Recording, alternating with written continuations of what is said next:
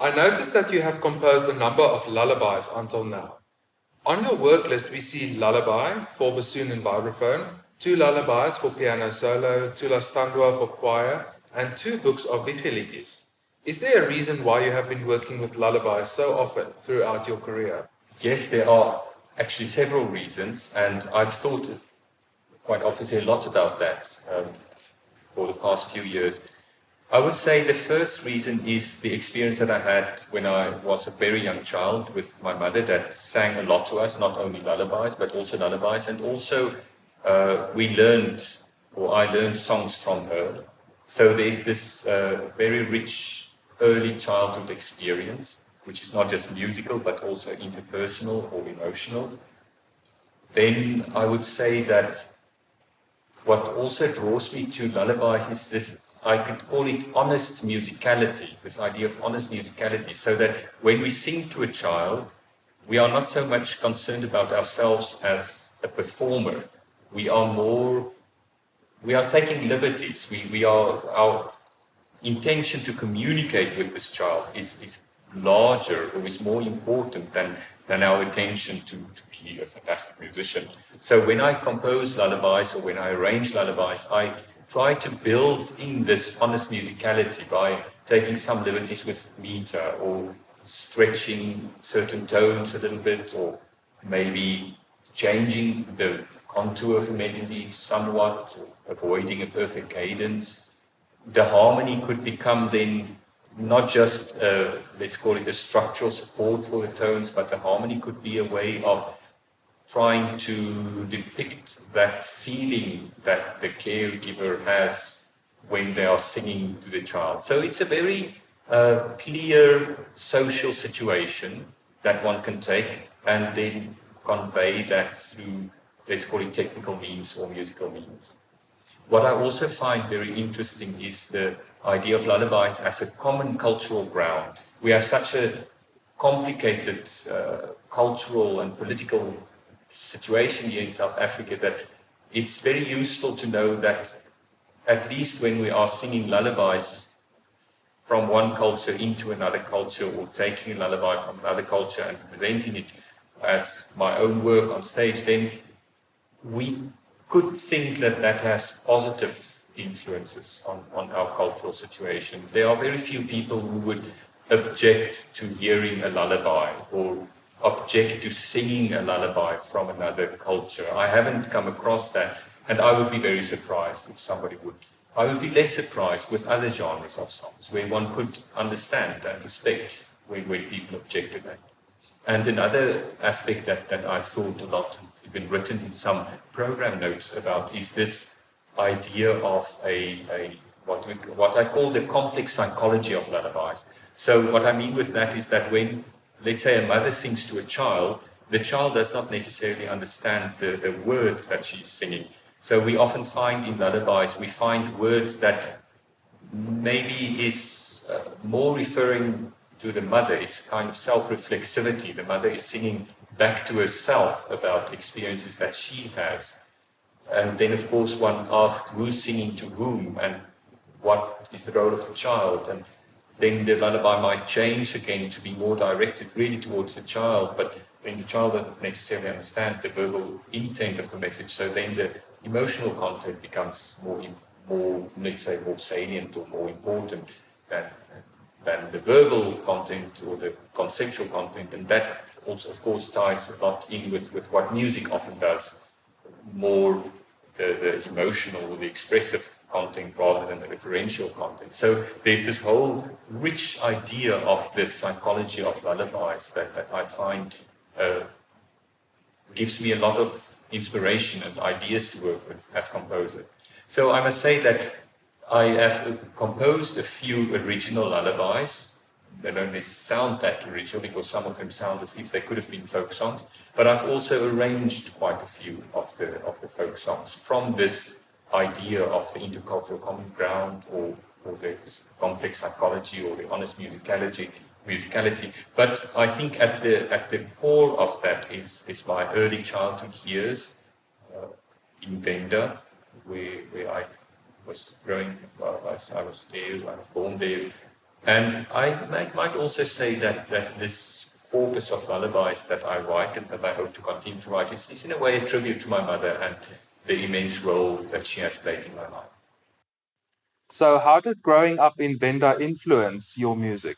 I would say, if I think back about it, it was a kind of magical reality. The world there is full of, there's mountains and forests and streams and lakes and all these legends. And it's spectacularly beautiful, and it changes according to the season. In dry season, it's one planet, and then in the rainy season, it's completely a different planet. So just from the natural environment, I must say that I was actually 5 when we left there. So I can't really say I grew up there, and I have not a many very specific memories, rather a sort of a conglomerate of vague impressions that I'm carrying along. I think it has played a very big role. It was a very happy time for our family living there, my parents and my siblings. So I have that first 5 years. It was also, we lived in quite a multicultural environment with the local people, the vendors who were living there. But we also had Dutch people from the Netherlands, Dutch physicians and nurses working there. I think there was nurses from other nationalities as well. And then another family, I think they were English South Africans also. And that shaped me, I think, quite a bit, this idea of multicultural background.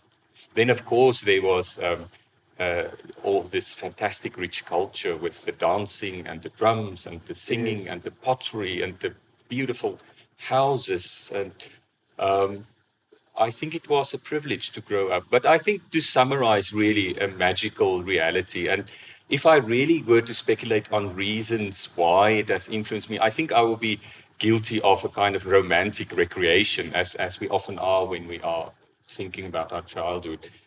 But I do find that I draw a lot on that. Not, as I say, not specific memories, but this precious store of I've had this, and it has really build some kind of emotional energy into my work, not only as composer, but general in life.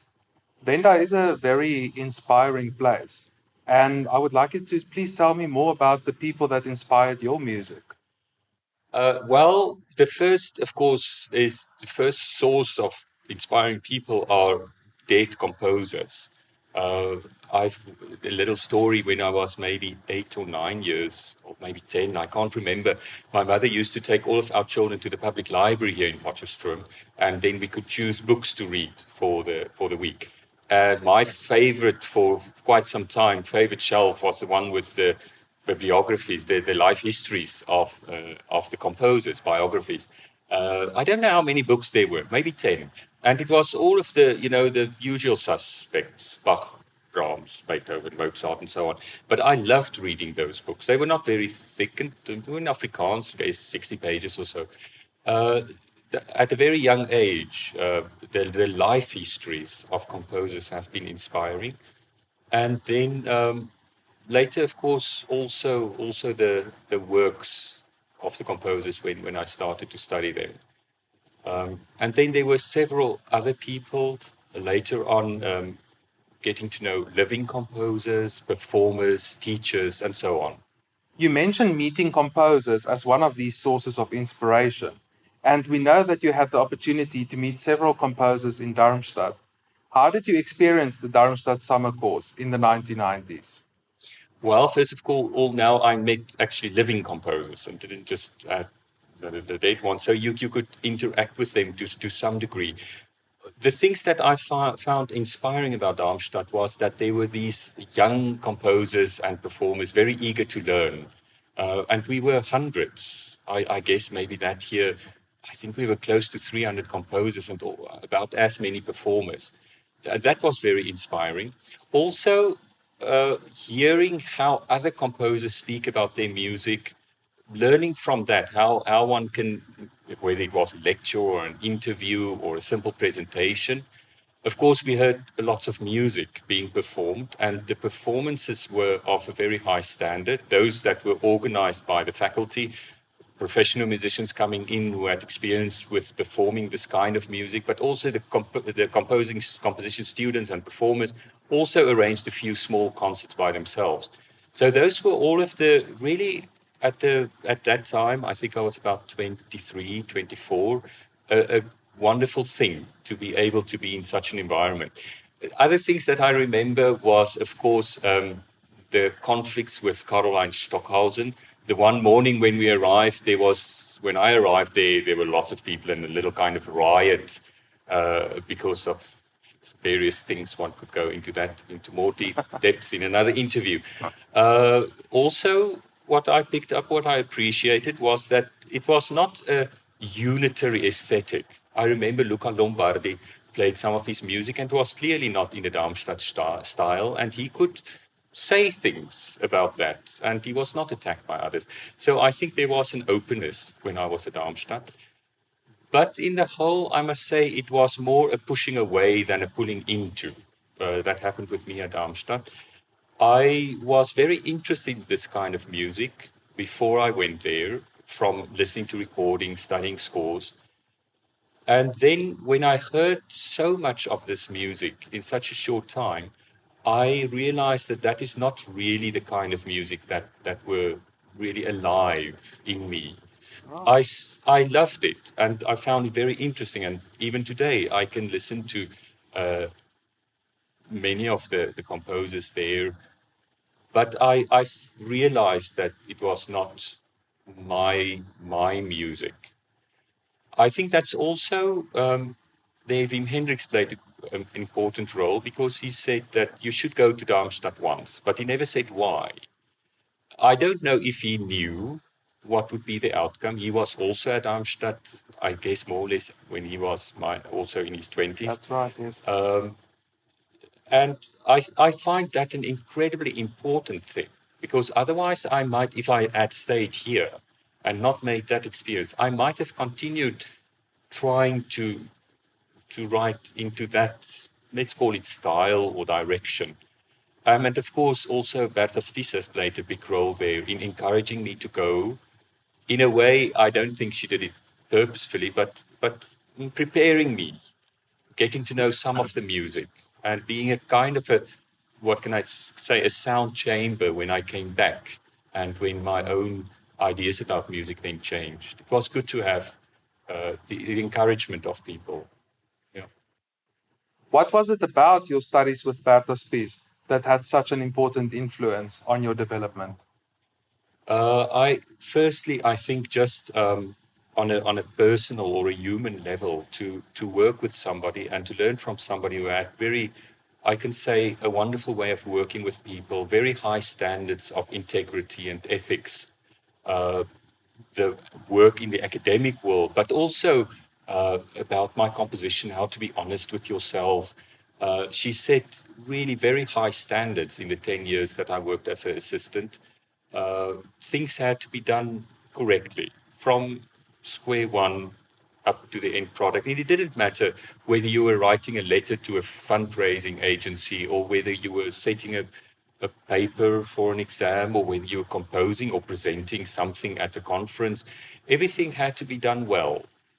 That, I think, is a very, very good thing to learn for anybody who is in any career, in the music career. That has shaped me. Then also, on an intellectual level, it was immensely stimulating to learn from her, to work with her. Those who know her knows that she knows everything about everything. She can always talk, whatever your interest is. True. She can always talk about it. She can always pinpoint things. This is the book you must read, or this is the difference between this theoretician and that one. So then that's on an academic level. And then coming more closely to analysis, composition analysis, if one has read a doctorate on the string quartets, that kind of, the word would be thorough, but that's not good enough a word for the way that she approached analysis. In her analysis classes, we were expected to know why every single note is there. And we had to be able to formulate that in a very clear way. Not for all pieces. Some pieces we did a more cursory or summary analysis, but the Ligeti String Quartet and Lutosławski first movement, and then some of the Debussy works, we really had to know extremely well. And she, of course, knew it extremely well. So that shaped me a lot in the way that I think about analysis, but also as composer. Maybe it's a kind of disease that I caught, but I still want to know why every single note is there when I analyze or when I compose. She's also a composer herself. Yes, she did her master's, one master's in composition, one master's in analysis. I don't know many of her works, unfortunately, but I can imagine that she was a proper composer. Yeah. So moving to performers, Bart Meyer is not a composer, but it is clear that he has been playing an important role in your work. What roles did Bart play in your career? Yeah, of course, as performer, I think I can say he's the first performer that took my music seriously. Bart in Lier in Belgium. He then asked me to write a piece while I was living in his house for a concert that he had in 5 weeks, the Drie Nocturnes. So that was a wonderful thing for me at that age. I might have been 22 or something, to have somebody from another country, want to ask you to write a piece and then actually practicing it and giving a wonderful performance of it. And then later he came to South Africa to present my work, but also work by Wim Hendricks. And I think there was maybe another Belgian composer on that program. And he worked then with Douglas Bull and Erika Elof, who then was also then performing my music. So I think that was the first and important thing. But also because he was generous enough to let me stay in his guest part of his house, I could afford to go to Belgium several times, pursue my studies with Wim there. He made sure that I could go to many concerts and not only meet musicians, but also painters and sculptors. And I met a kind of intellectual world around him, artistic world. He talked a lot about his own work. He's a fantastic piano teacher, very great improviser. I could go to see him perform other newly composed music, some of it composed for him, some that he took over. So it was really that I could, because of his generosity, go there, and then he didn't just let me live there, but also introduce me to a wonderful, stimulating world. Belgium in my 20s was close to paradise, what the things that I experienced there. And that is one of the other really treasure chests that I still take a lot from. And even today, after 25 years, we are good friends, and he always asks, I won't say he gives a lot of advice, although he also does that, and he did that a lot in my 20s. How does one go about being a professional musician? That was an important thing that he did. But nowadays, it's just somebody that has known me as a person in my career for 25 years and have been sustaining his interest. Yes. It is a wonderful support. Wim Hendricks also remains a strong inspiration, right?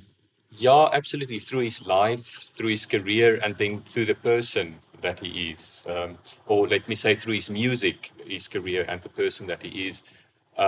His music, I've had the opportunity to hear live in Belgium when I was in my 20s several times. Also big, important works like the Ragas, string quartet, some smaller pieces performed in various settings. So I can't say that I've studied Wim's music thoroughly through analysis, but being there with him in concerts and also during recording, hearing talk about his music, meeting the performers and the conductors. So his music has been an inspiration, and I've honestly always really enjoyed his music, because I've known him for such a long time, and he's always been very open and honest about his career, why he's doing things, how he's doing it, and with whom, and his plans for future, and what past projects were like. He's always been quite open in his discussions with me about this. I could learn a lot about how to do it, and Wim is also good with what they call in Flemish relativeren. So also not to pretend that I must have the same kind of career. He was very cognizant of the fact that the South African composer has fewer chances, fewer resources. And I think he did it in a very sensitive way, that I could admire his career and be excited about how things are going. But he never created the kind of expectation that my career should be similar. So that was what I'm learning through his career. And then the person that he is. I think many people who know him knows that he plays important roles, different, multifaceted roles in not only students' lives, but we know in his family and in the professional environment in Belgium. So it is a bit like with Bart, having really wonderful, generous, kind people who take an interest and who is willing to sustain the interest over 25 years or more. So I've gained a lot.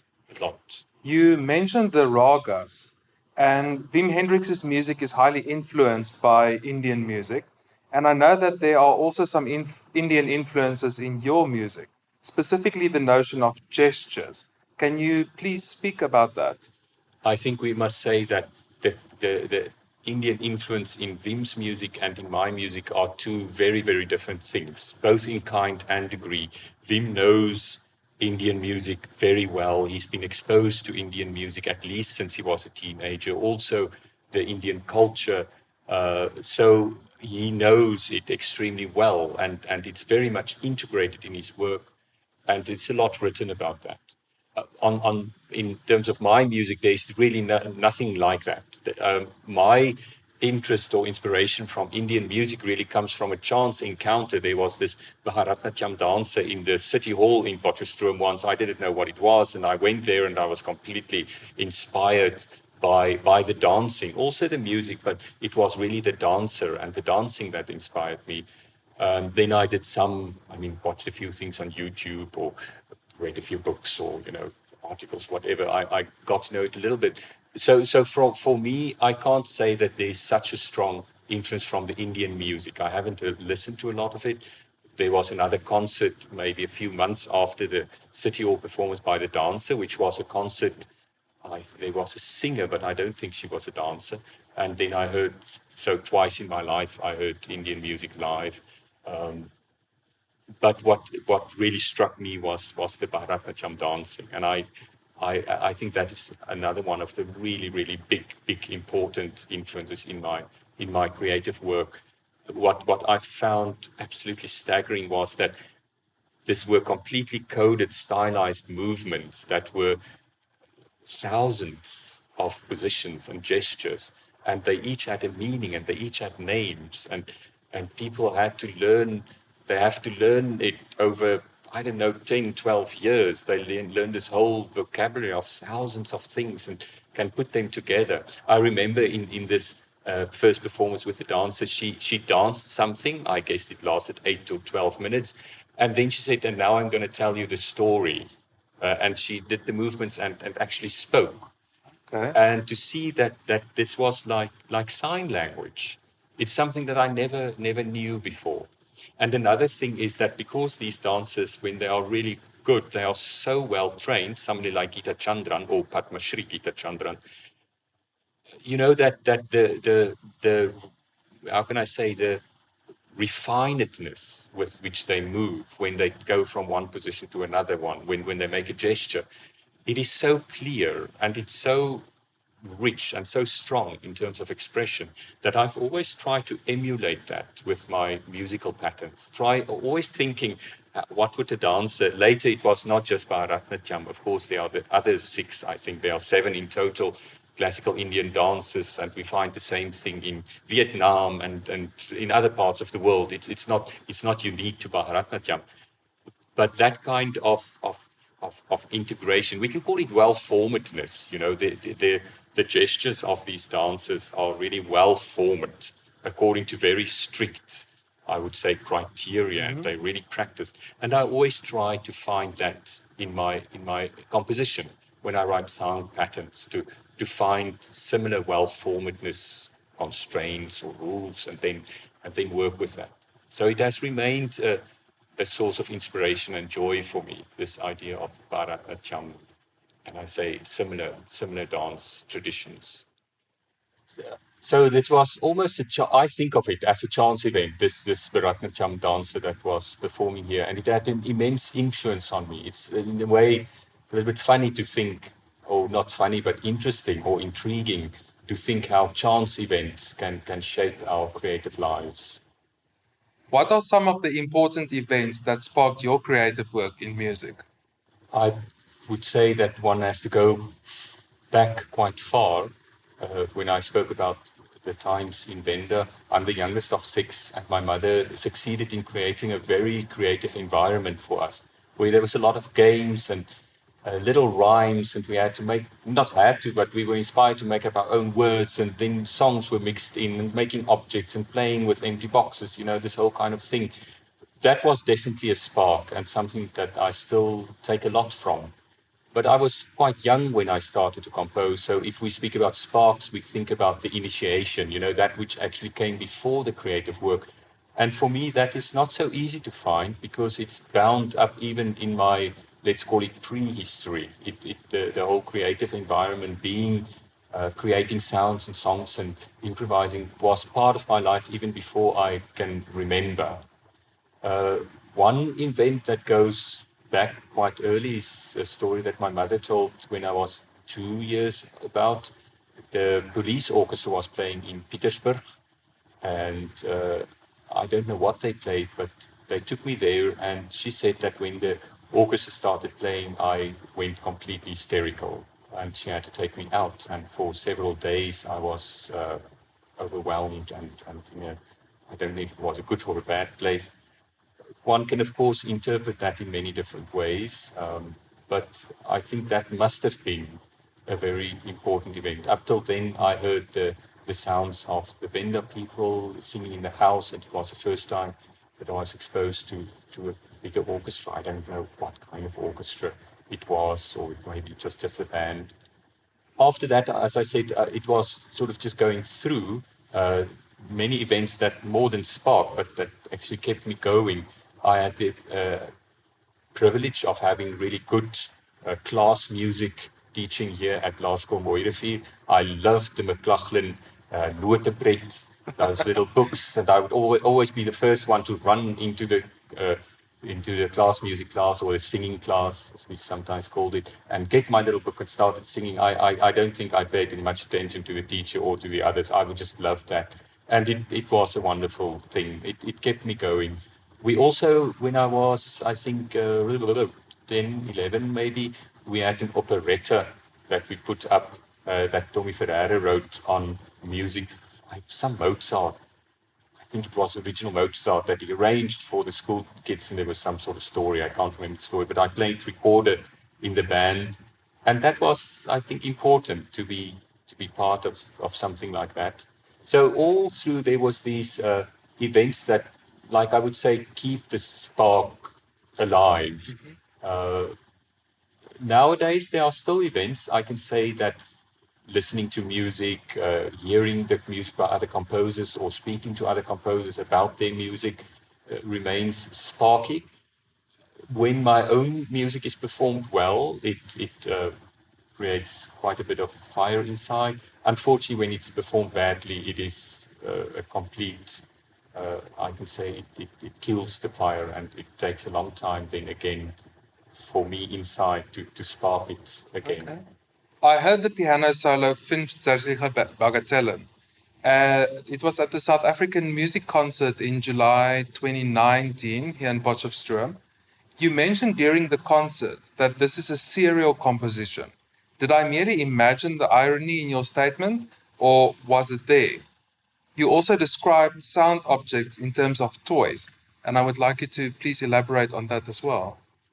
Yes, the irony was definitely there, but I think that is the subject for let's call it a specialized interview. I would not want to go too much into that, but there's definitely some sort of irony. For me, it's a little bit of, what can I say, inside pleasure in Afrikaans binnepret, to write a piece of music that is actually a serial piece, but that doesn't sound like it. That sounds quite tonal, in fact. I did a similar thing with the Drie Nocturnus, although it's not so strictly serial, but it's the same kind of thing. So that's as much as I would say about my relationship to, or my feelings about serial technique. About sound objects as toys, yes, that's something that I think about a lot, and it gives me great pleasure to think about it and work with sound objects in this way. It's this idea of when you work with sound objects to have a very open exploration, just like children with toys. They are not trying to recreate a philosophy or make a big statement. You just simply see how things can combine and what can represent what and what kind of story could we tell by moving these things around. It also, when I think of sound objects as toys, it allows me to think of kinds of human interaction.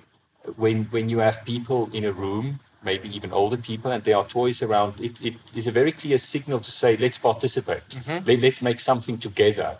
And that's also with sound objects, I think we can think of it as this way, not so much a one-way composer gives the orders, others have to obey, but let's make this together.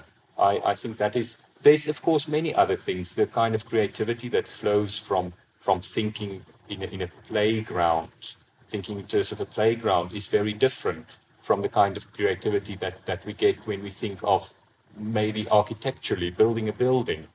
So that is not the only way to think about sound objects, but it certainly is an important way. So for me, this way of thinking of sound objects as toys is in a way also an antidote to taking composition too seriously. And it gives me the chance to collaborate with people in a certain way that I can feel comfortable with. It's a metaphor in the back of my mind that allows me to collaborate with people.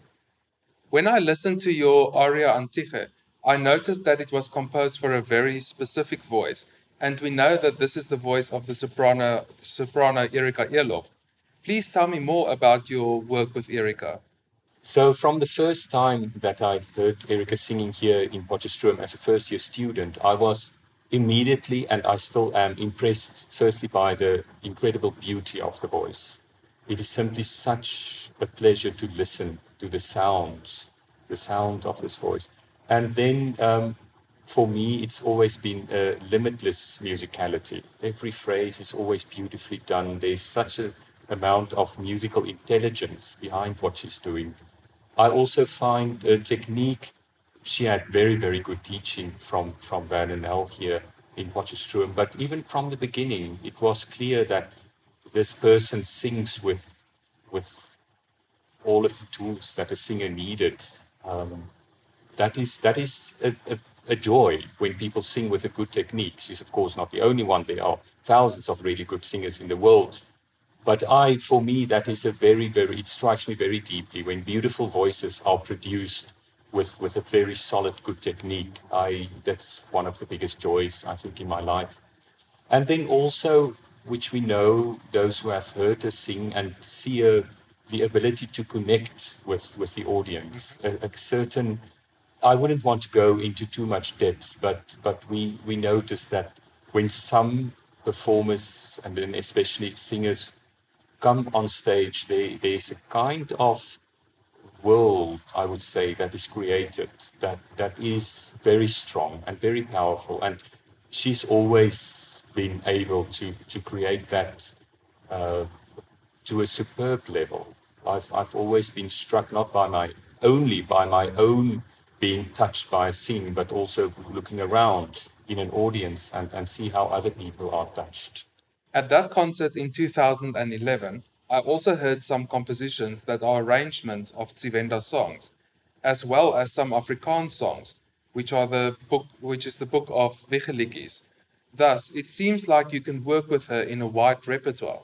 Yes, after many, many years, I think 20 or so of working with her and knowing her, I still don't know, I haven't discovered the limits of what she can do. Aria Antike is interesting because I set out to write a piece and I told her, I'm going to write you a piece that you will not be able to perform. It will be so difficult that you won't be able to perform. And she learned it in less than a week and she performed it superbly. So there is a very wide repertoire, and I've also heard her sing in other in light music and so on. So it's true. I look forward to many years of cooperating with her, collaborating on various projects, and then try to maybe find that where those limits actually can be. Uh, both she and I will be in Austria soon for a long, hopefully quite some time, and I think we can explore not only my work but also the works of other composers with such a let's call it instrument or such a voice and such a musicality that can take a lot of what composers can throw at her. Right. So as you can hear, this is a possibility that really inspires me, that makes me very enthusiastic. And I think that there's still a lot of parts of the world, artistic world, everyday world, that I hope to explore with her as performer. Your composition, parts of the world we can only imagine, for viola and piano, that was composed in 2019. It's very philosophical. Yes, it's actually the three pieces together. The first two are written. The third one I hope to write this year. So the first piece, uh, let me quickly think. Parts of the world we can only imagine. No, parts of the world that cannot exist is the first one. Then parts of the world we can only imagine. And the third one for cello and piano will be worlds as counterfactuals, something similar. So the three together are called worldsmiths. The kind of word that I invented. It is philosophical. There's a part of that is, I wouldn't say the music is philosophical, which it isn't, but it's more the ideas behind this. And it goes more or less about this idea that in everyday life, through what we are saying, but also the way that we make our houses and the way that we arrange buildings in space, we create certain worlds, and we try to persuade others that this world is either worthy of existence or better than another world. So there's this kind of, while we are making worlds, we are also trying to persuade others of this world. And it happens in teaching, it happens in everyday conversations. It's, of course, happens in religion, and it happens through science.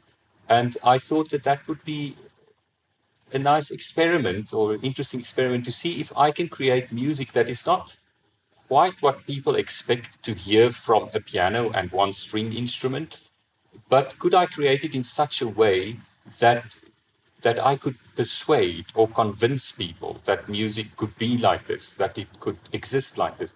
And in that, I try what I can understand from cognition and the way that we work with sounds to see if I could almost subliminally connect with people's cognition. Sounds very, you know, ambitious, and it is indeed very ambitious. And they are all for different instrumentations. Yeah, the first one is for piano and strings, piano and violin. The second one for piano and viola, and the third one will be for piano and cello. So my way of using different, let's say, instruments, but in the base the same thing, connecting cognitively in a way with people's experience and persuading them.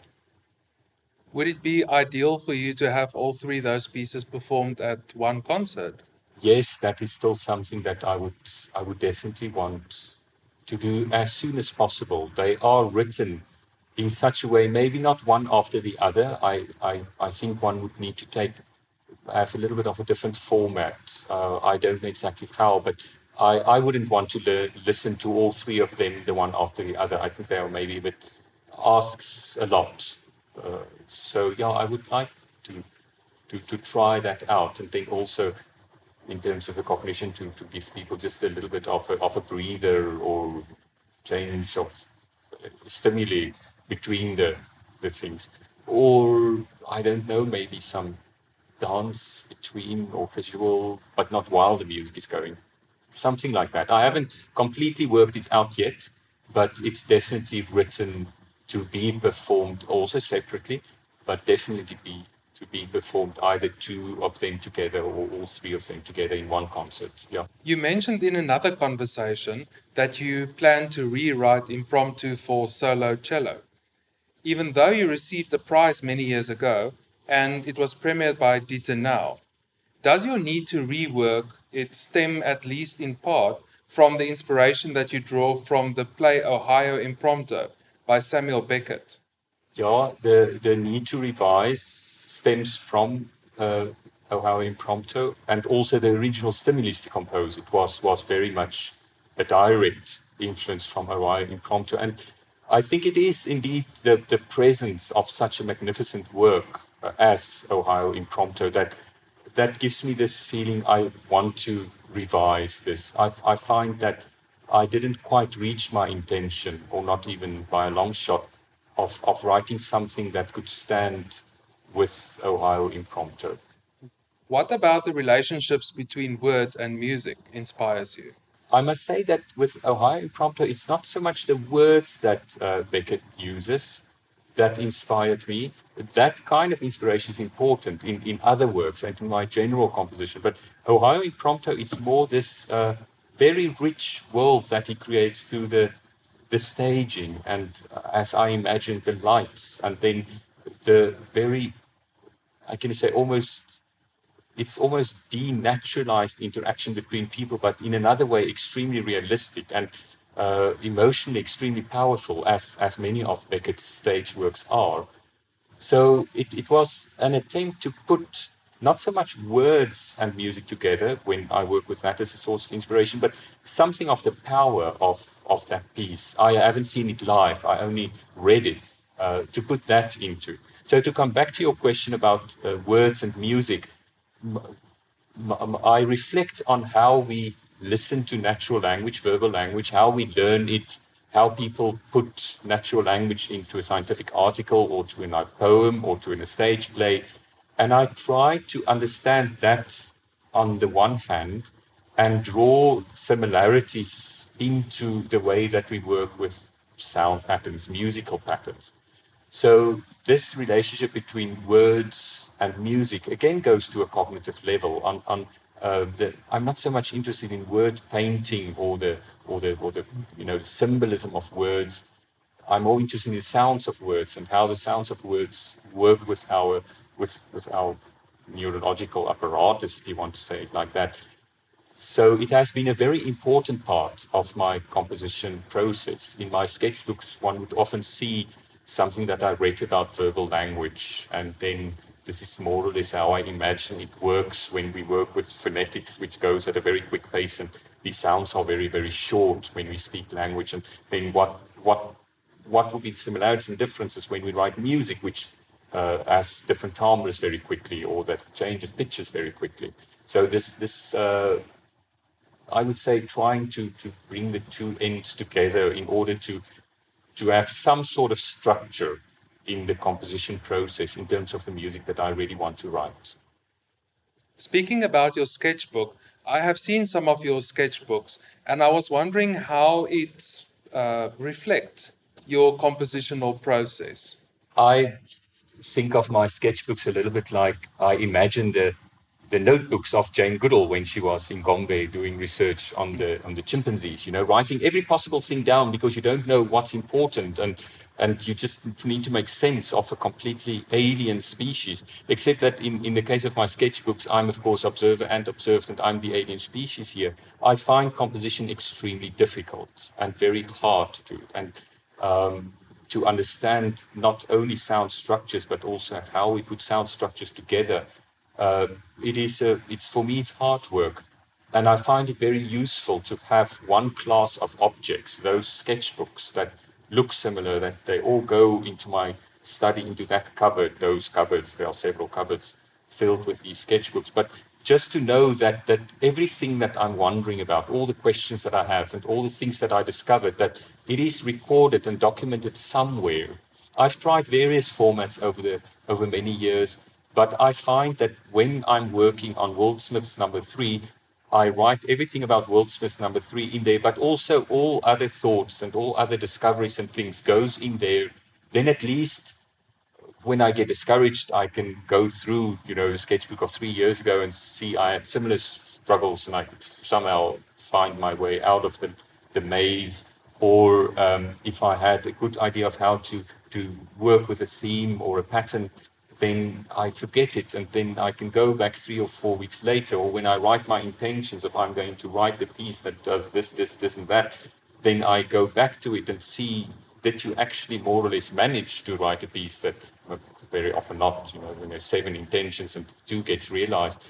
So the sketchbooks are a very important part for me to keep myself going and to make sense of the whole laborious process. Where does working with performers fit in here?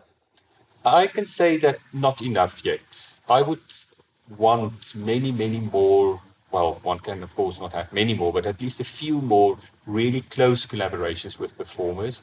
But even that, the few that I have with double bassists, Patricio Arias in Argentina and Björn Malmqvist, and later Walter McTaggart in Sweden, I also plan the sessions that I'm going to work with them. I call them workshops in my sketchbooks, make it nice. And then when we get together, I say, this and that, let's work on that. And then afterwards, when I reflect on what worked, what didn't work, I also write that into the sketchbook. So the sketchbook is also a way to both plan and gather all of the information that I can get from work with performers. But as I say, I would like to work much more with performers in the process of writing the piece, not just in the, performing the already completed piece. I believe your sketchbooks are also journals. Yes, as I said, when I'm discouraged, I would write literally in a sketchbook. Today, I'm really discouraged, or I didn't sleep enough last night, because I notice certain patterns. Of course, if one doesn't sleep enough, it's very hard to pay enough attention to the complex working with patterns. The mind just can't do that. Or if I get a phone call when I'm in the middle of composing, that can throw me out for a whole day. So then I reflect on that exactly. Why did it throw me out and how did it throw me out, so that I have a reason to refuse to take phone calls while I'm working. It's when you call it journals, it's definitely not a day by day, blow by blow account. It's just the things that I notice that is important in understanding the way that I work, or sort of doing self-therapy in order to keep going. Did you ever work with electronic music? Sort of. During my 2 residencies at CEMAS, Centro Mexicana para las Músicas y las Artes Sonoras in Morelia in Mexico, especially the second one, but also in the first one, I could work in their wonderful studios. It's a bit of a funny story. It comes through the friend of mine, Rodrigo Sigal. And when I'm there, the 2 times that I was there on residency, I was not allowed to switch anything on or off, or plug or unplug or anything. When I arrive in the mornings, I have to tell people I'm there, tell them what I want to do, and they do the plugging in and switching on and off, because they know that I would make a mess of that. And then we had the concert of my music, and the one work I was working with Alejandro Esquer, a fantastic flutist who's also a composer and is married to a composer. And we had this concert where I, through the week that I was there, made some sort of backtrack of piece, and he recorded it, and we put it together in many layers. And then in the concert, he was improvising against this backtrack, and I had to do only the sound levels, like we are 16 speakers, I think, making things louder and softer. But Rodrigo requested 2 people, one on my right hand and one on my left hand, to really stand and look at where my hands are on that mixing table, so that I don't do a wrong thing. And I did actually manage. I did actually manage to take my hand somewhere where my security guard had to just, sort of push my arm away. I was not allowed to touch those buttons. So yes, I've worked with electronic music in that way, which is a little bit of a funny story. For me, the entry level has just always been so incredibly high. I just either don't have the training or the affinity for technology. I don't understand knobs and buttons and sliding things and lights, and so I just can't get. I seem to be unable to get into it for some sort of blockage. But I listen gladly to digitally produced music or electronic music, and as you know, Mauro Zanoli did his master's degree here with me, and that was not purely, but it was either electronically produced music or interaction with live instruments. Yes. So on that way, I can work with electronic music. I can listen to it and understand it and make suggestions about it. But the actually hands-on technology thing of making it and recording it, maybe one day it will not be out of my reach anymore. But it is. I remember the one flute work, I think it was called Boreas Blow, and it was for flute and electronics. So he obviously did most of the electronics, and you were more involved in the compositional process before the electronics were produced, right? Absolutely. The Boreas Blow he did when he was here in his residency before he started his masters, and then he did his masters with writing beautiful, fantastic pieces. I was really only involved as a listener, as somebody who gives advice. When I was in Argentina with him, we would go through things that he recorded when he was working on another flute piece, discuss what we are hearing, and so on. But Mauro is such a wizard. I mean, he can do these technology things just so incredibly well that there's no way that I could give him any advice on that. And luckily, it was not necessary. My interest in set theory led me to your setutes for piano solo. You mentioned that there are 10 setutes, but I have only seen 4. Numbers 2, 3, 4, and 6. Where are numbers 1, 5, and 7 to 10 then? Well, they are living a secret life, or their secret lives, in my sketchbooks as ideas and sketches and completed passages, and even I think number 7 is as substantial parts rewritten. They are just living these lives, waiting for the moment when I have the time and the freedom of thought and the money to do this project. And of course, when I have a few really, really good pianists who are willing to try these setutes out. They are there. I call them setutes. They don't really work with the set theory, the fourth set theory, in a very deep way. But there are 10 because if you organize pitches or pitch classes in a certain way, one gets a superset of 10 different pitch class sets, not set classes, but pitch class sets, which one could relate to each other with certain voice leading principles. And then each one of these setutes take one of these PC sets as a let's call it a foundational set, and then ventures out into using either 1 or 2 or 3 or 4 or 5 or all of the other ones. So that's why there are 10, because there's no more than 10 possible if you construct the set in this way. It's a project that I thought it would have been completed by now. That's why I was so brave to start not with number 1. I thought I would be able to do it in a few years, but it's now more than 10 years later, and it's still only the 4 that is there. I noticed that your work for saxophone and cello, entitled Creatures They Observed at the River, has 2 different penultimate movements. Yeah, the first movement as a longer version and a smaller version. The longer version is for when this movement is performed on its own. That's the longer version. The shorter version is for when it's either the whole piece is performed or if this 4th movement is combined in different ways with the other movements. It really just happened that when I composed the 4th movement, it's a question of proportion. I noticed that it's just simply too long if you take the whole piece. And then I had to make some sort of condensed version. I discussed it with Halton Thomas, the duo, Jonathan and Stephen, and they also agreed that they would rather perform the shorter version of the 4th movement when they performed the whole piece here in Potchefstroom. How can your music scores be obtained?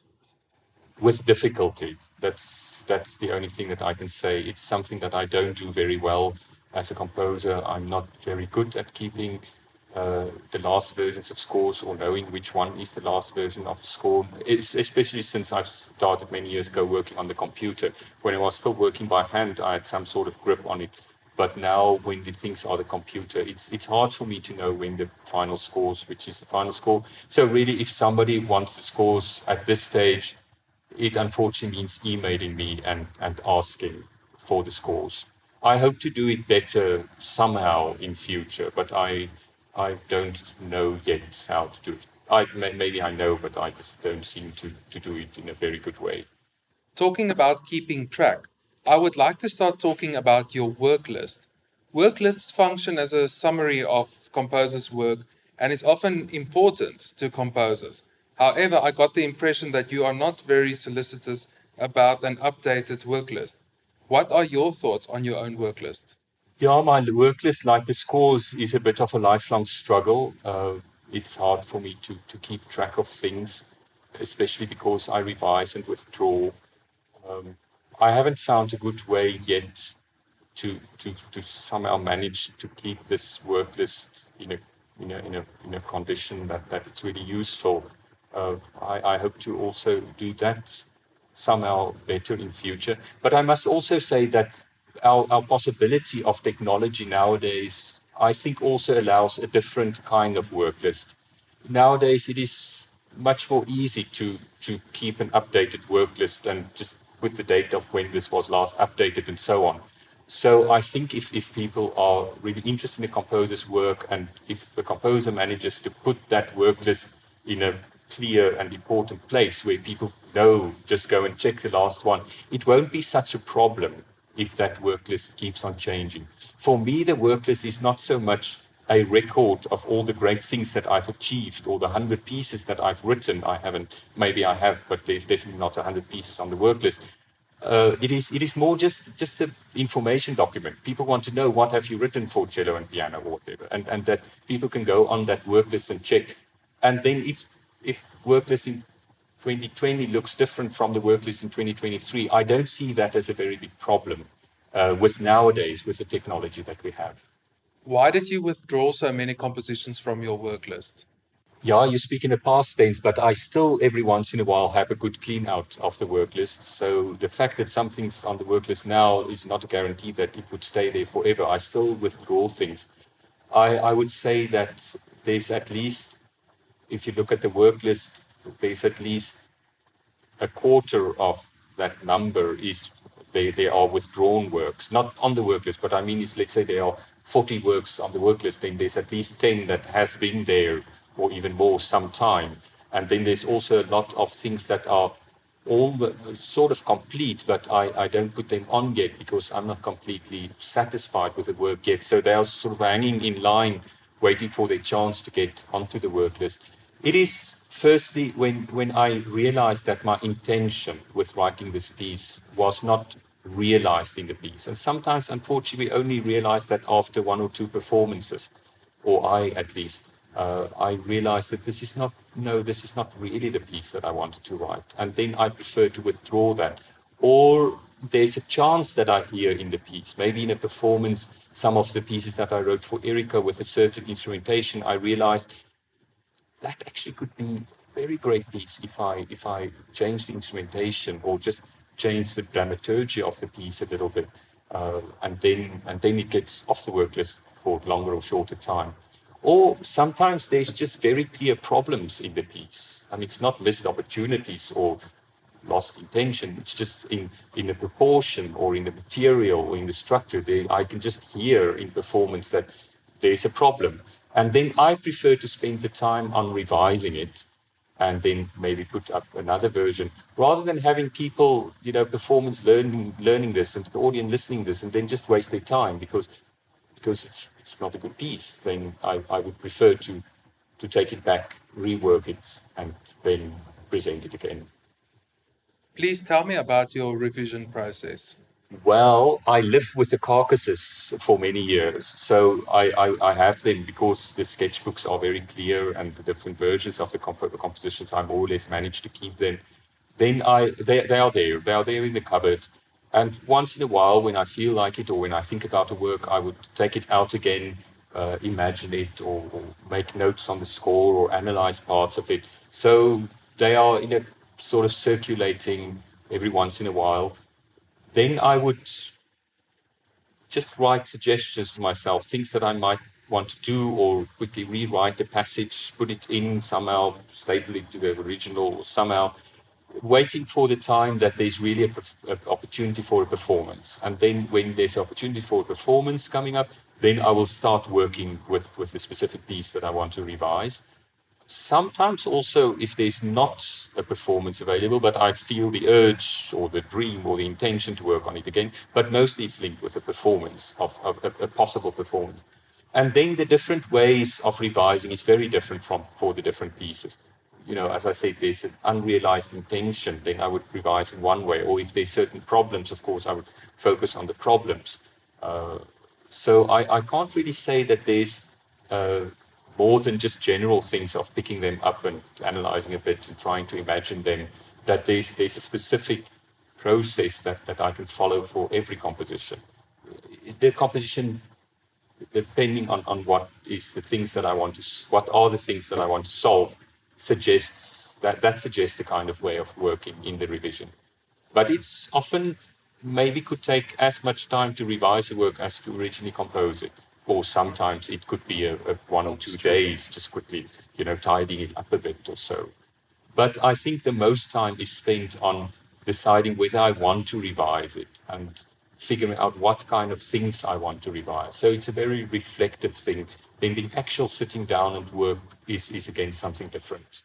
What is the importance or meaning of your composition process to you? I can say that composition and being involved in composition has been a very important part of my life for as I said, for many, many years.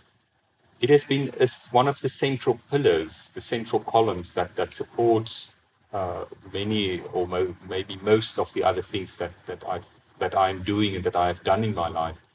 It has been the activity that I have spent thousands and thousands of hours on, physically just sitting down or standing up and working on this, and then also working with performers and analyzing other pieces to understand composition, also just reflecting on how this can be done and how you can teach others. So it has taken up just such a massive amount of time in my life, and has always been important. This identity of being a composer has been in many contexts the way that I present myself in the, let's say, the professional environment, or even in more personal interactions.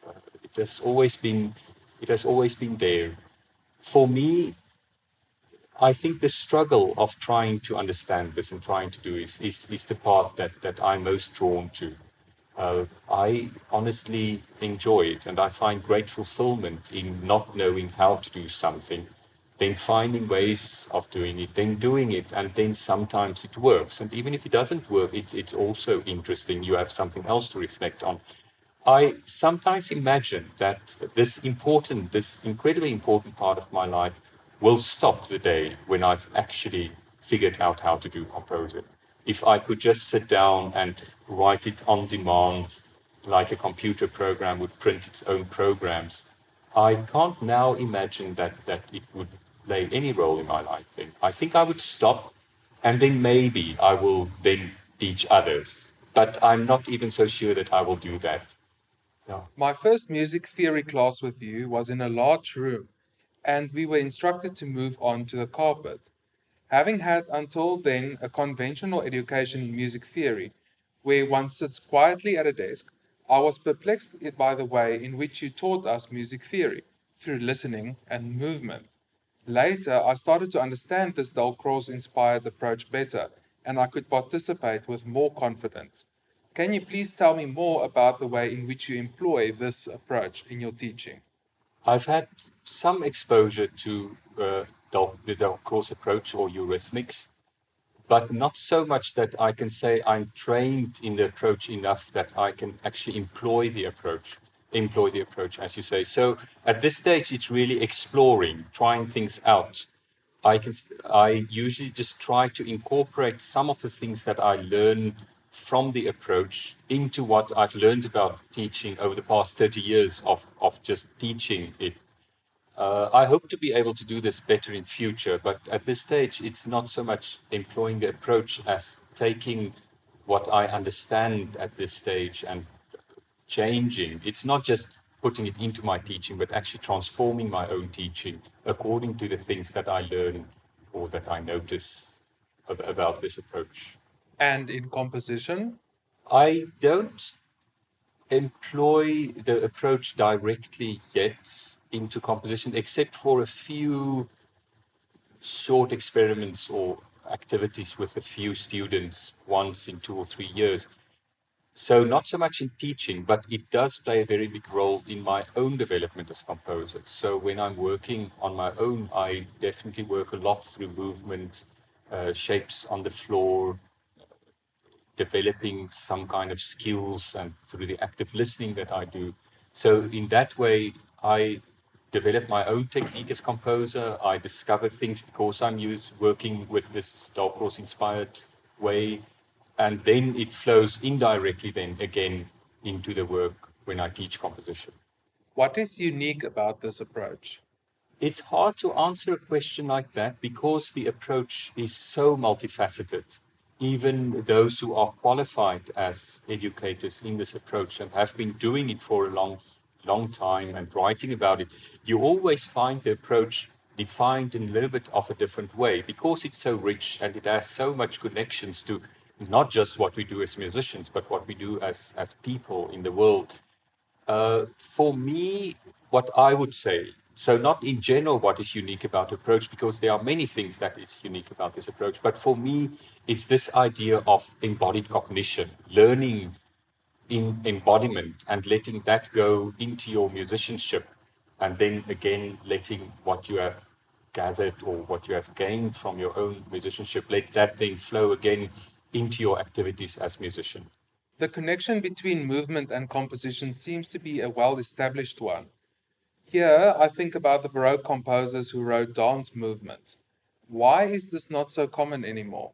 Firstly, I think we need to say that it's still very, very common in some parts of the world, in some cultures, even in the Western world, with some genres of music or certain parts, uh, let's call certain fields. You can imagine, for example, people composing ballets or people composing music for a circus.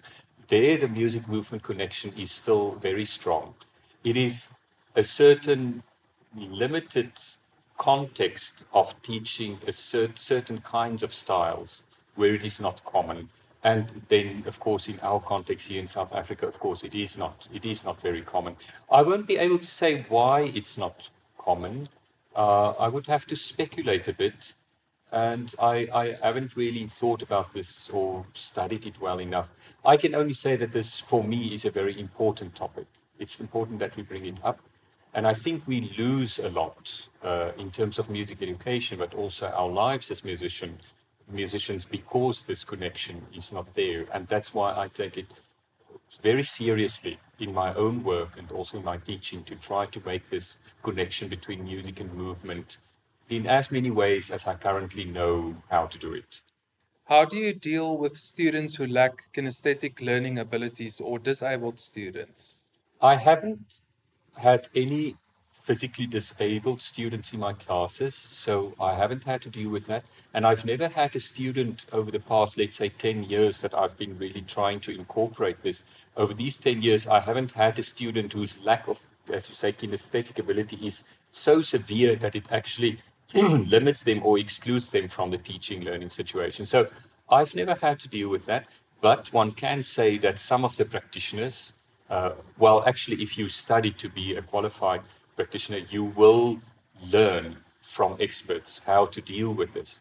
And some of these, let's call them Dalcroze teachers or rhythmic teachers, they specialize in this and they work with people with cerebral palsy or people in wheelchairs, which is really very, very touching. And I think a fantastic contribution that this approach makes to music education. So it is absolutely possible. It is taught to those who are studying it.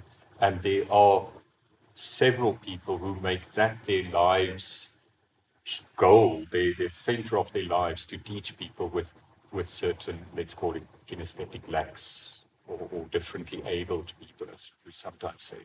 Speaking from the perspective of my own interactions with you, music analysis and composition are two inseparable activities in your composition class. What is the importance of analysis for composers, according to you? I imagine that when one focuses on analysis, composition can easily become a reverse analysis. Do you feel that there are other pitfalls in this approach?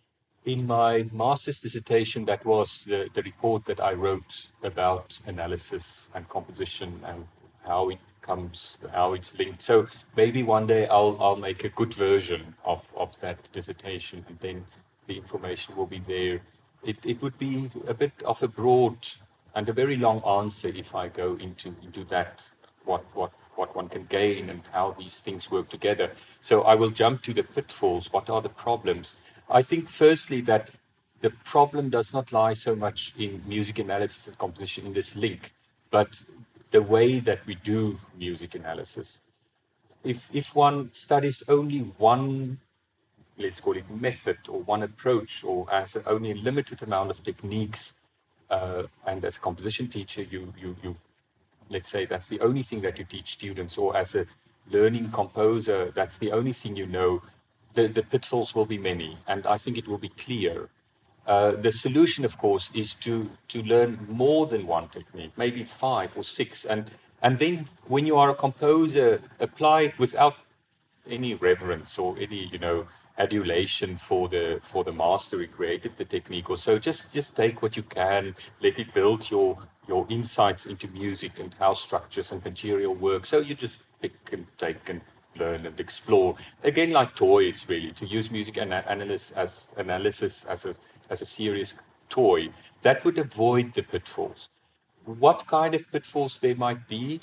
Well, like you say, reverse analysis. If this is the only thing you know, and if you have a very, very big adoration for a specific analysis technique, yes, I think as a composer, one would start to write music that demonstrates the wonderful qualities of this kind of technique. And music is too rich to be limited to only one technique. So that kind of what you call reverse analysis can happen. I think another pitfall might be that one could overload your own cognitive capacities or the capacities of your student if one insists on a kind of analysis that is not suitable, or that is maybe too difficult or too unrelated to what the composer is trying to do. So one needs a lot of mental energy and capacity to simply create. And then if you add the music analysis to that, it might be just too much. Or if the analysis is not really connected to the kind of techniques that the composer is trying to develop, the composer might not see the sense in learning this analysis, or it would interfere with the automation that the composer is trying to achieve in technique, and then you put in some analysis that's not really helping, that's more pulling away from that automation. Or it might simply be that a composer is so overloaded with having also to learn analysis on the one side that the motivation to continue composing can just vanish. But having said that, I think that if analysis is taught in a good way to composers by a sensitive and good teacher, I don't think that a strong creative personality would be harmed by music analysis. And I think that there are many basic things about structures that one could learn from studying good models in a good way, that you don't have to learn through the creative process, that one could save time and effort by learning already made compositions, and rather than making numerous failed attempts at composition in order to learn the same things. But it asks a good teacher. Analysis coupled with pastiche composition is one of your dominant approaches in learning composition. This is also what we experienced in your theory classes. How do composers improve their technique by composing in a specific style? In my theory classes, pastiche is used in order to learn about music theory and not to learn about composition. So the kind of pastiche and the approach that I do in theory teaching is not really so much aimed at composers as it is aimed to general musicians who need to learn general things about music. So having said that, what I think pastiche composition for composers is, firstly, one learns a lot by trying to emulate a good model. If we write two-part inventions in the style of Bach, you need to think differently about the model when you make something similar, as opposed when you are just analyzing it, or if you are only performing it. There are other kinds of choices and insights that you need to make when you make a similar composition. So that is one of the advantages. The other thing is learning a system, whatever system it might be, whether it's tonal music in the style of Bach, or whether it's romantic tonality in the style of let's say, a character piece. I think it's good for composers to notice that there is, let's call it the out of time ordering. There's the system that exists here, and there's the composition here. And when you are making pastiche, you are really forced to think about the system, not just what do I want to do, or going according to your inspiration, but you must make sure that what you are making also fits into this bigger system. And then later, as a composer, if you develop your own system, something which might even be a little bit unique, or let's call it creative, then you understand the relationship between system and composition. And pastiche is a good way of learning that, because you don't have to make up the system. The system is already there, and it's very clear when you stray from the system, which is much harder if you are trying to make up a system and trying to make up a composition at the same time. Yes. Another advantage, I think, is simply a composer needs to learn many things. For example, the sounds that I have in my mind or in my inner ear, I need to write it down on paper. Now, pastiche helps with those kind of things, or how to keep track of different versions of a piece, or how to revise, and how to hear things that are out of place, or the things about proportion.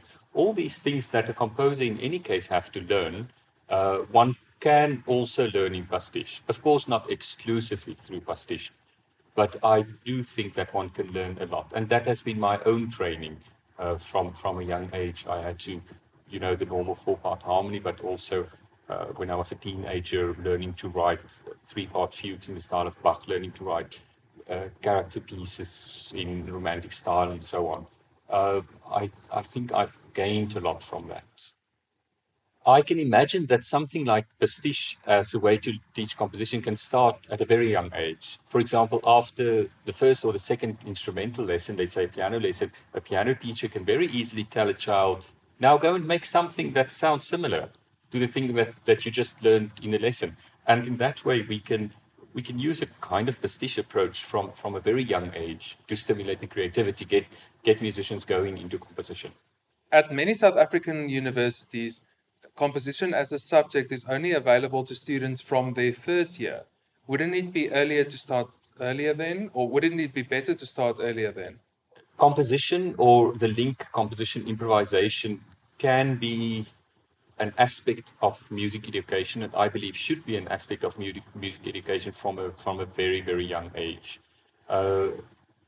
One could say that it would be a normal situation if all musicians learn about composition and about improvisation right from the start, as it has been for a very long period in our Western tradition of music, as it is in many other traditions, and it has been in many traditions in parts of the world. Actually, it is a very strange situation that we are in, that creative work gets separate from learning about music. If one really starts to think about it, it's almost unthinkable how this complete separation can be.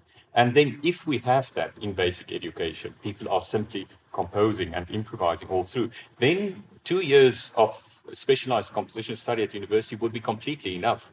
I can imagine that if you get musicians who have been doing this for their whole lives, some of them maybe for 10 or 15 years before they sit in your third year class, one can really do everything that you need to do in 2 years. But we are not living in utopia. Unfortunately, we have the situation. So what I usually try to do is, if a composer informs me or a student informs me of interest in composition or shows it during the first year, I usually advise them or encourage them to start then as soon as possible with composition, even if it's not part of the formal academic curriculum, and then we get to the third year and we can do some things. My experience is that if students have not done composition, then 2 years in a typically 4-year bachelor's, 3 and 4, one can do things, but it is very, very hard then to reach a level that is presentable as the work of a composer. Structure is an important element in composition, and you always guide your students to create well-defined structures. In which ways can well-defined structures be construed? My first sort of go-to strategy is always to help students understand the relationship between structure and what one could call the attention of the listener, or the cognitive process of the listener. So that would be the first thing that I always draw attention to understand musical structure as not just something that the composer understands or creates, or not something that is merely inherent in the music, but something that is taking the relationship between the music and the listener as a very basic foundation. I do that in teaching, but I also do that in my own work, and I also do that when I analyze. After that, the strategy is to let them experience models, mainly through active listening, pieces that I feel and that maybe they also experience as really working, that really works as structures, so that they have, let's call it, good examples, or some concrete, as much as one can call music concrete, but something that's already made by somebody who can make these structures. It's like everything in life. If you have an example, you can make something similar. If there's no example or you don't understand the examples, it's much more difficult. Another strategy is to encourage and to help students to go through what I call prototypes. So just try something. Maybe a lot is not working, but some things are working already. The whole structure is not working, but certain parts are. And then you draw attention to the parts that are working, and then you work on the parts that are not working. So not try to achieve some impossible goal of, with the first possible attempt, you just create a perfect structure, which is not very realistic. It usually doesn't work that way, not for student composers, and I also would venture to say it doesn't work like that for experienced composers. Also, learning about structures, I would encourage students to perform, composers also to perform structures that are working. It doesn't have to be masterpieces, but it's very useful to produce, to be a performer of pieces that are really, really masterfully created. So I would encourage composers to perform existing structures. So not just listening, not just analyzing, but actually performing it, bringing it onto stage, getting it across to an audience, because you notice the things that experienced composers put into a structure to make it possible for a performer to bring it across to an audience. And then lastly, I would also encourage composers to play their own pieces, because sometimes we don't notice the problems in our structures until we are actually in the position we have to now convey it either in ensemble to other musicians, or we have to convey it to an audience. And then we see, well, here's a problem with the structure that I didn't notice when I was only composing or analyzing. So those are a few of the strategies or the suggestions that I have for learning about structure. You often talk about cognitively rich music. How can this be defined? I haven't yet really thought up a very good definition, although I like this concept or this idea. But I would say, firstly, that it is music that interacts in rich ways with our cognitive abilities.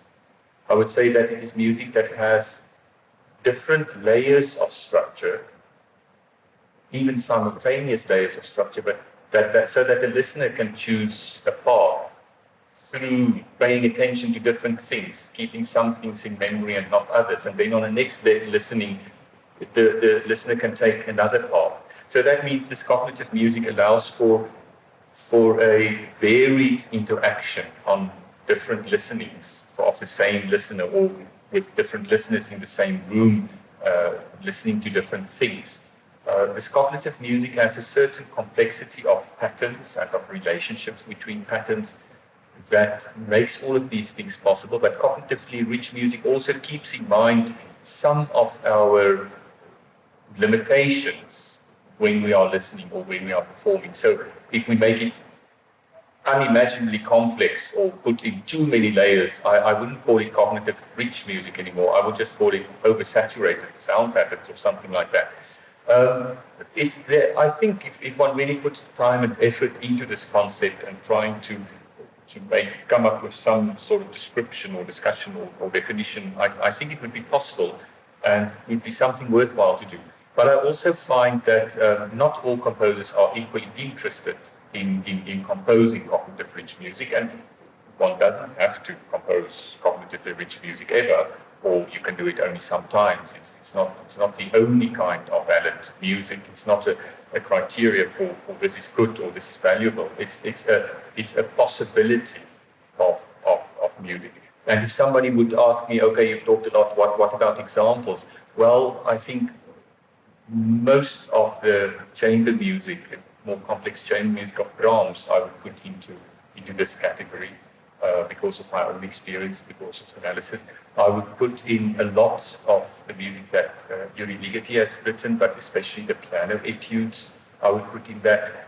Many string quartets were written for specialized musicians as a kind of, I wouldn't say show off, but it is often some string quartets are composed to be rich texts from which people can draw, sound like musicologists, rich texts from which they can draw many meanings and so on. So I think there would be many examples. Bach, the 48 preludes and fugues, especially the fugues, I would put into that category. It has been a kind of music that has been created, or that composers have created for hundreds, maybe thousands of years.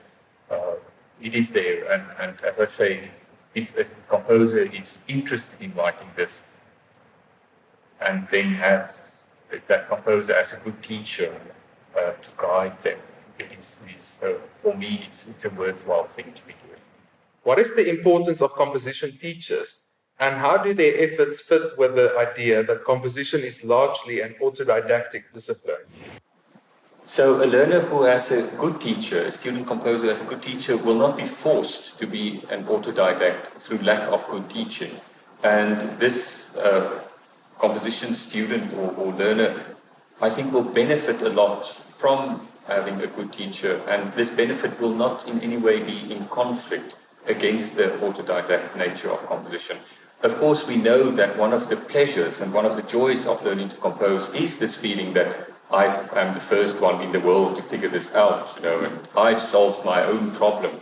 And a sensitive teacher or a good teacher will be able to keep that feeling and that experience alive, even though the teacher might actually be structuring the whole learning experience in such a way that they are really guiding the student in that way.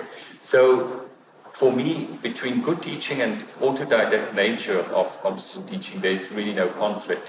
As in many parts of education, many fields of education, in music and general education, the conflict does not lie between teaching and learning, but between good and bad teaching. And to find out in composition how to teach in such a way that it does not interfere with the autodidact nature of learning creative skills is absolutely possible. And if somebody would say, well, what proof do you have of this? I would say there has been many, maybe thousands of good composition teachers over the past many centuries. I would cite the example of Johann Sebastian Bach. I imagine he must have been a very good teacher. If one sees what his sons could do, some of them who studied with him, or even the composer that Bach was the result of the family of 250 or whatever musicians over 8 generations, and there must have been good composition teaching going on there. J.S. Bach was not the first one to be a good composer, and they must have learned it from somewhere. Or if we move to our century, I imagine that Nadia Boulanger must have been a good teacher, although there's of course always people who had problems. It's in any relationship there are problems between teachers and learners. I imagine she had good results, and there are also good things written about her teaching. From my own experience, for example, at the Academy in Oslo, where when I was the ones that I was teaching there were 3 or 4 composition teachers, and I work with the students of Jan Kruse. And I must say, I thought that they must have a very good teacher to be able to write this, because I couldn't imagine that people learn all of this only by themselves. And it's not just the teacher, but the whole environment, the whole supportive environment. And then about another teacher I can really speak, and that is Karin Renquist, who is teaching at the Royal College in Stockholm. I know that she's a good teacher. I've spoken to her several times, and I've, over 7 years, worked almost every year with at least four of her students. I've discussed how they learn from her, what they learn from other teachers before they became her students. And some of the students that I work with, they are also with other teachers, and sometimes they are with 2 or 3 good teachers at the same time. So there's really this possibility, and there's no conflict between good teaching and good learning in composition. You mentioned Sweden, and I know that you really enjoy guest teaching in different countries, often in Sweden. Can you compare your experiences of teaching composition in these countries with those in South Africa? Yes, I can. Unfortunately, the comparison would not be favorable towards what we are doing here in South Africa. And I will compare it without the intention to criticize what we are doing here in South Africa. So I will say the good things that I've seen there, because I've really seen mostly good things. I can't now quickly think of any negative things that I've seen there. So firstly, there are much larger groups of students studying composition. At Royal College there, when I was presenting seminars, there might be 25 or 28 composition students in a seminar, and you can imagine what kind of creative environment that creates when you have so many other students studying. Then also specialized composition programs, so students come and they study that for 3 years. From the first year, they are composition students, and that is what they focus on. Of course, that is made possible because before going to the tertiary studies, they have the opportunity to study at certain schools that they have in Sweden, which really composition students go there in order to prepare to be able to take the entrance exams at tertiary level. Visby, the island, Gotland is a very famous example. There's a very clear link between your 2 years on Visby, or in Visby on the island, and your studies at the Royal College in Stockholm. Many people follow that route. Another thing that is there, which I think is very positive, is they often have a faculty of 3, 4, 5 or 6 composition teachers. And in Stockholm specifically, it seems quite possible to decide as a student you want to now study with another teacher after, I don't know what the exact time might be, and the teachers also support each other's students. So you can imagine that kind of environment. You have all these students, but you also have all these teachers, and these teachers are, without exception, they are active in the professional environment as composers. You can go to concerts of all these teachers. There's institutional support for composition is as much as I think are needed, or as much as needed. Then also opportunities for composition students. They write for symphony orchestras, and the symphony orchestras then perform their works. The Royal College has actually ensembles which professional musicians come in to read and to perform works by students, and that is paid by the college, not by the students. I can just go on and on and on about things like recordings that are available, and audiences that are interested, and conductors that you can get. So it's a very different environment. I saw the same kind of thing in Oslo. A very different environment that I think is very conducive to studying composition. It becomes clear that teaching composition has challenges, but do you see possibilities through which we can meet these challenges? Yes, I spoke earlier a little bit about this possibility of including composition and improvisation from a very young age. I think that is maybe I would say that is our most important strategy, to allow all musicians to experience the joys of composing and to learn about composing, improvising as they grow up. Then I would say the support, even if it's small, of in getting opportunities for composers to either perform their own pieces or music teachers performing the pieces of composition students from a young age, so that the music that they are writing is presented live on stage. It's not so hard nowadays to make recordings, to help young composers to, we can even do it in South Africa, to build up some sort of track records or pieces that they compose. It doesn't be hard pieces, but parents can record that with cell phones, you know. I would say, and we need to do that from young age, so that when they come and they want to study it, let's say, for example, at university, that all of these experiences are there. I would say that is on the side of the students, the young composers who are learning. And then we can also support composers who are the student composers need, I wouldn't say role models, but they at least need some examples of some people doing what they aspire to do. It is very hard to aspire to be a professional composer when there's no professional composer around who is actually doing that at age 35 or 45 or what. So that is something which I have been very fortunate here at Northwest University to have wonderful support, but we need many more composers. One is not enough, or one at each university, or two at each university is not enough. We need many more composers who are supported to do the career. So the logistic parts of performers and performances, organizing careers, making recordings, applying for funding, or getting good performers in, that I think is a strategy which we can do here and which will have big dividends. And then lastly, last thought for now, although there are many other strategies, is also to support composers when they feel the need to learn new things. In our creative lives, it's so important to always feel that there's a challenge that you haven't challenged yet. So to create those kind of opportunities, be it through sponsorships, through bringing in experts, through sending composers, organizing workshops, colloquia, making it possible for composers to be away from their work for a certain longer time. What we can call continued professional development of composers will also create quite a bit of energy in the composition teachers themselves. Talking about challenges, you are soon leaving to continue your studies in the Dalcroze approach in Vienna at the Universität für Musik und Darstellende Kunst. Can you please tell me more about this? Oh yes, I can, but I might sound too evangelical if I really start to talk about it. I've done the first semester and it was much more than I hoped for. It was a fantastic experience on many levels. So the study is called Rhythmique, or it is called Rhythmique MB, and the MB stands for Musik und Bewegung.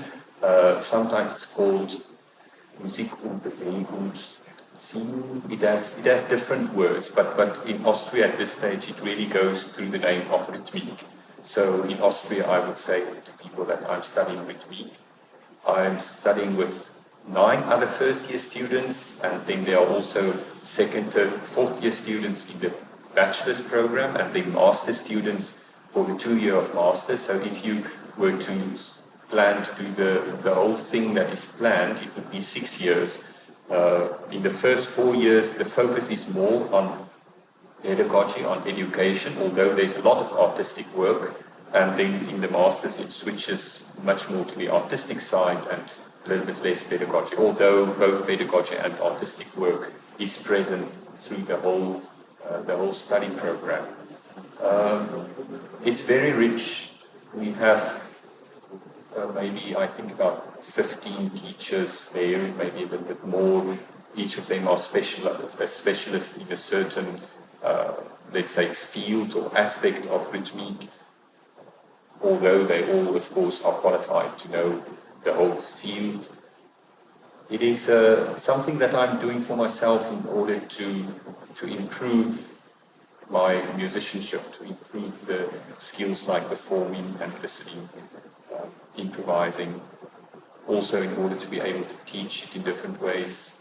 So that's about what's going on there. As I say, I'm trying to hold it back a little bit. If I speak, I can speak very long, and I would get very excited. It is a wonderful opportunity, and it is that professional development that I've referred to just now.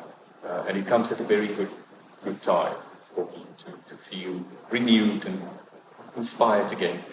And of course, being in Vienna and being exposed to thousands of music students and thousands of professional musicians and so many concerts and so many opportunities to learn and experience music and be in contact with musicians. It is certainly also part of the study, if you want to call it that, although it's not in the curriculum. Just being in Vienna is already, it's the school of life for a musician. How do you believe that this will enrich you as a composer and teacher? To tie my general comments down very, very specifically, I find that the kind of music that I imagine that I want to write asks for a very skillful, or let's say a large skill set of very specific techniques that I need to automate. If I take, for example, the non-isochronous meters, the meters with unequal beats that I'm very fond of using, I found that somehow I must get it into myself in the same way that tonics and dominants are in myself. And for me, this embodied way of working with music and movement and interaction and having the opportunity to try these things out in improvisation, also with other musicians, I think that is what I'm hoping for, is to get the tools and the insights and the time and the let's call it the teachers to help me with integrating many different parts of my technique that I've tried to integrate, but unsuccessfully over the past maybe 10 years or so. So really tying it down to that aspect of working on composition technique. And then also, in general, having the opportunity to perform music as improviser. We already had one public concert where I improvised with 3 of the other first-year students, or just have the opportunity to be practicing piano. We are learning many different percussion instruments, and for my work on meter and rhythm, the ability to actually play percussion instruments in a good, sensible way, and having the instruments in a room where you can actually go and play them if you book the room. Those are the very, I would say, very nitty-gritty, basic, logistic things that I think I would benefit from as a composer. Of course, then, if I can do these things in my own composition, I would be able to teach it better. But then the pedagogy part, the education, training and education that we get there will enable me to just be a much, much better music teacher, whether I'm teaching composition or theory or rudiments or whatever, oral training. I will learn a lot more.